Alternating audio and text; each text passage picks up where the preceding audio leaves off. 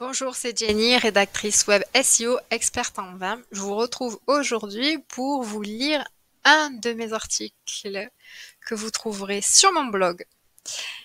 Comprendre les rôles entre intégrateur web et rédacteur web SEO. Allez, c'est parti pour ce podcast. Lorsqu'il s'agit de la création et de la gestion d'un site web, deux rôles essentiels émergent, l'intégrateur web et le rédacteur web SEO. Bien que leurs noms puissent sembler similaires, ces deux professionnels jouent des postes distincts et complémentaires dans l'ensemble du processus. Et comme cela me semble important, je tiens à préciser quelle est la différence entre un intégrateur web et un rédacteur web. En effet, un rédacteur web peut rendre un contenu de qualité à un intégrateur web pour qu'il l'intègre dans un site web. Toutefois, l'intégrateur web peut ne pas connaître toutes les subtilités du SEO et passer outre les actions importantes qui ont été construites par le rédacteur web SEO. C'est pourquoi, dans cet article, j'explore les différences fondamentales entre un intégrateur web et un rédacteur web SEO et comment leurs compétences uniques contribuent au succès d'un site web. Alors, les rôles de l'intégrateur web. L'intégrateur web est le maître de la partie technique de la création d'un site. Il est chargé de traduire les concepts visuels en code fonctionnel. L'intégrateur transforme les maquettes graphiques en une expérience utilisateur interactive et fluide. Généralement, c'est lui donc qui s'occupe de toute la mise en œuvre technique. L'intégrateur web est donc un expert du langage de programmation tel que HTML et CSS. Il utilise des langages pour traduire des designs fournis par les designers en éléments visuels tangibles sur une page web. Voilà, il peut également intégrer du JavaScript. Ensuite, il fait en sorte, l'intégrateur, que la conception du site soit responsive, c'est-à-dire qu'elle s'adapte à tous les appareils et tailles d'écran différentes. Ensuite, son troisième rôle, il a donc trois rôles, il veille à la compatibilité navigateur, c'est-à-dire qu'il vérifie que le site s'assure de bien fonctionner correctement selon s'il est ouvert avec le navigateur Chrome, Firefox ou Safari par exemple. Alors, le rédacteur web SEO se penche, lui, plutôt sur la création de contenu optimisé pour les moteurs de recherche. Son objectif est de générer du trafic organique en utilisant des mots-clés appropriés. Donc, le premier rôle du rédacteur web, c'est avant tout un écrivain. Il écrit un contenu de qualité informatif, engageant pour le public cible.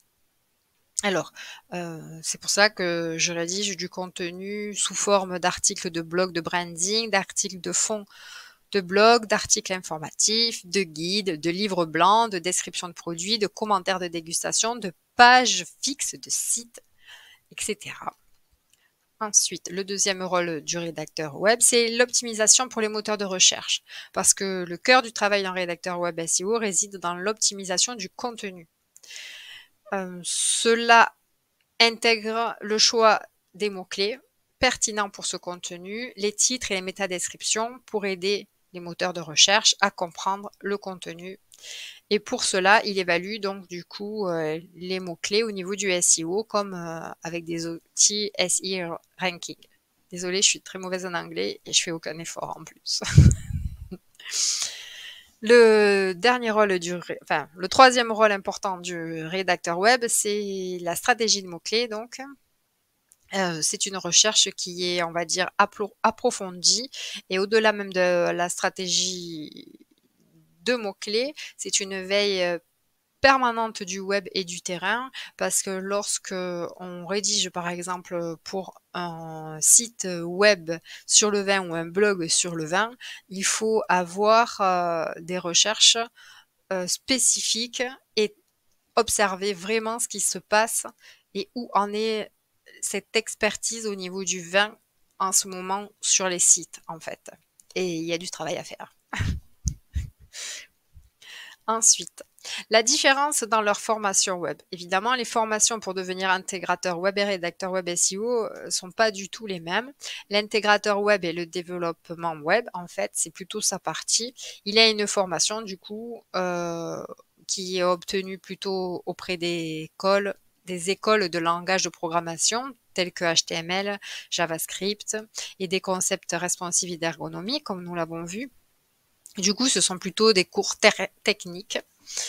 Ensuite, le rédacteur web SEO, lui, pour devenir compétent, il a besoin d'une solide formation en rédaction afin de comprendre les bases de référencement naturel.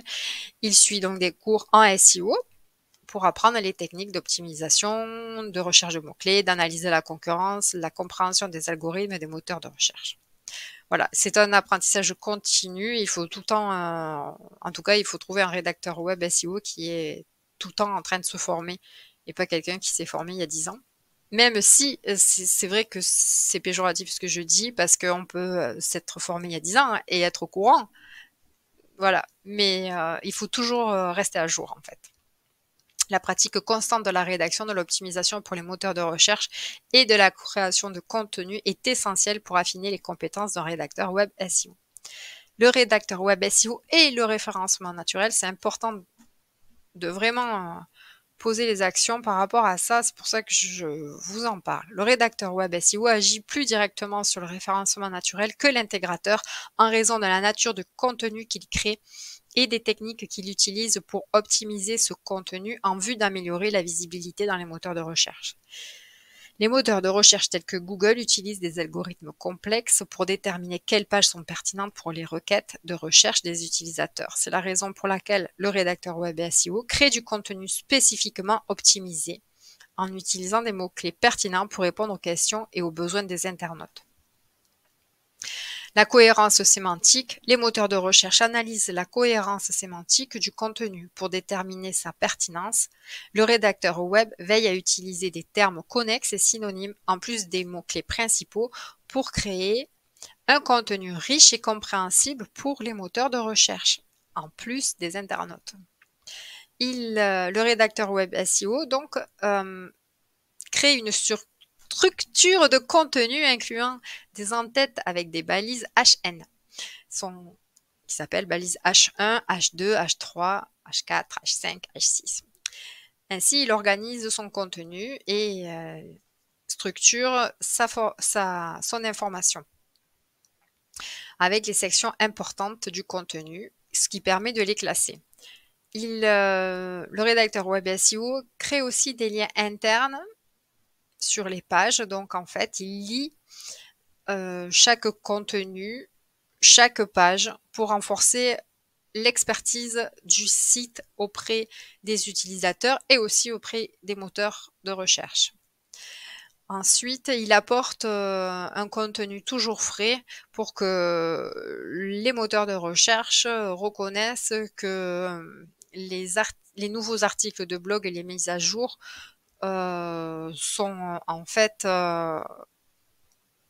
faites sur ce site. Cela veut dire que c'est un site de qualité. Et pour cela, il établit un planning éditorial afin d'avoir une cohérence dans la publication de ses contenus. Et le rédacteur web SEO répond aux intentions de recherche des internautes. Et le rédacteur donc rédige du contenu qui répond à ces questions et à ses besoins. Ensuite, il peut aussi travailler une stratégie de backlink. Bien que le rédacteur web SEO ne soit pas directement responsable de l'obtention des backlinks, le contenu de qualité qu'il crée a plus de chances d'attirer des liens provenant vers d'autres sites pour améliorer l'autorité et la visibilité dans les résultats de recherche. Donc, il est important du coup d'avoir une synergie entre l'intégrateur web et le rédacteur web SEO parce que même si on a bien vu au travers de cet article, chacun a un rôle défini différent, l'intégrateur garantit que le site fonctionne correctement, qu'il soit convivial tout en offrant une expérience utilisateur optimale. Alors que le rédacteur web SEO, lui, il veille à ce que le site soit le mieux positionné dans les résultats de recherche pour attirer un trafic qualifié grâce à un contenu pertinent et optimisé. C'est pourquoi il faut vraiment que ce tandem réussisse dans sa collaboration pour permettre justement d'attirer et d'engager le plus de visiteurs et d'avoir le plus de visibilité sur le site. d'avoir plus de visibilité du site et en ligne. Donc, au plaisir d'échanger avec vous autour d'un bon verre de vin afin d'améliorer les contenus déjà existants sur votre site, intégrés peut-être par un intégrateur web, et d'apporter ma spécialisation SEO avec du contenu frais rédactionnel expert en vin pour augmenter votre visibilité en ligne. Voilà, j'espère que ce podcast vous a plu et qu'il vous a enrichi et que du coup vous ferez attention lorsque vous engagez un intégrateur ou même vous ferez attention lorsque vous intégrez vous-même les articles de votre site ou de votre blog qui sont rédigés par un rédacteur web SEO. Voilà, je peux vous inviter à liker parce qu'après tout, c'est sur YouTube. Maintenant, je les mets en public, finalement, ces vidéos, parce que elles peuvent être toujours intéressantes.